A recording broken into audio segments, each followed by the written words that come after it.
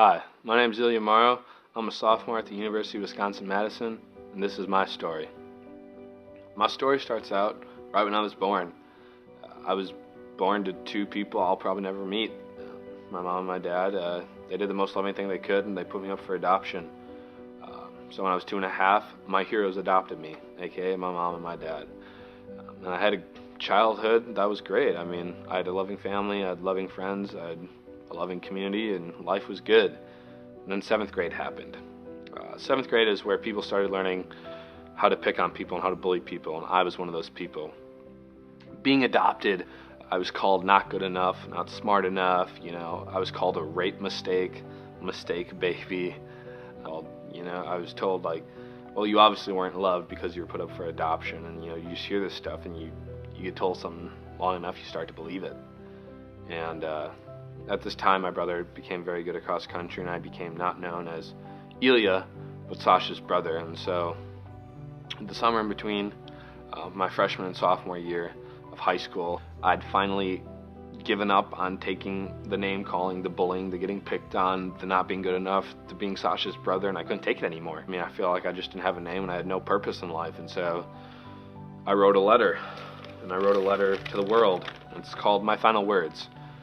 Ilya's suicide letter. It says this: to whom is reading this, I'm sorry I can't fight anymore. I can't keep my head up anymore. I can't keep up this constant grind. I'm sorry that I was never strong enough, never cool enough, never tall enough, never happy enough, never talented enough, never smart enough, never friendly enough, never funny enough, never good, and I underlined good, never good enough. I was never important enough or popular enough.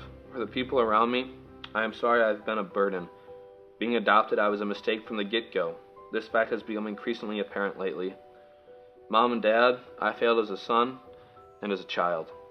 To others, I failed as a nephew, a brother, a cousin, and a friend. To my best friend, Michael Gracie, you'll have to experience high school without me, but you can manage.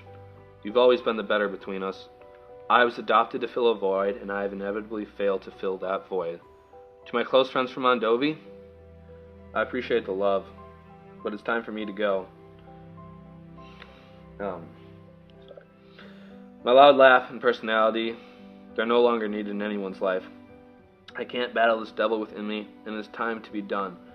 You all will go around in your daily life just fine, because in reality, I've never been the person anyone has ever needed. I hope you all say nice things in my funeral. I'm sorry I was never good enough. I'm sorry suicide seems to be the only way. Love forever, Ilya. I got my parents' gun. I was ready to go. I wrote a note, and I was ready to send myself into the ground. And if not for a text from a friend, I would have committed suicide.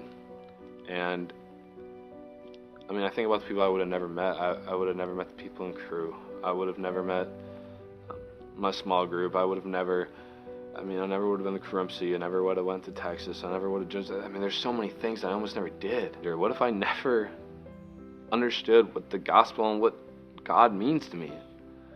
So I went through the rest of high school, getting picked on, getting bullied, and actually in high school, my 12-year-old cousin Boone passed away in a tragic accident. And at his funeral, they said that he was a friend to someone who didn't have a friend. And that's what I made my life motto. Being bullied and ridiculed and whatnot throughout high school, I was ready to leave, and I finally left, came to Madison. In my first semester, I fell away from my faith, hardcore. And so then second semester, God did a 180 in my life and radically changed all my views and my standpoints. I went on a Texas spring break trip, and my life was just changed forever. I met some of the greatest people in the world, the fashionables, the people I rode down to Texas with, changed my life forever. And so I've exponentially gotten better and better, and anxiety and depression, they used to be my middle names, but now they're not, because God has come and radically changed everything in my life. And ever since then, my life has been exponentially better and greater, and God, has taught me so much.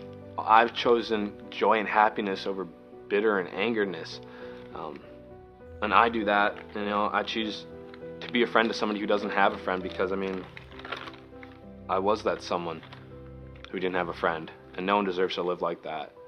And God is so real, and God is so here. He turns When we turn our worries into worship, He turns our battles into blessings. And God is so apparent, and His love is forever, and His mercy is as well.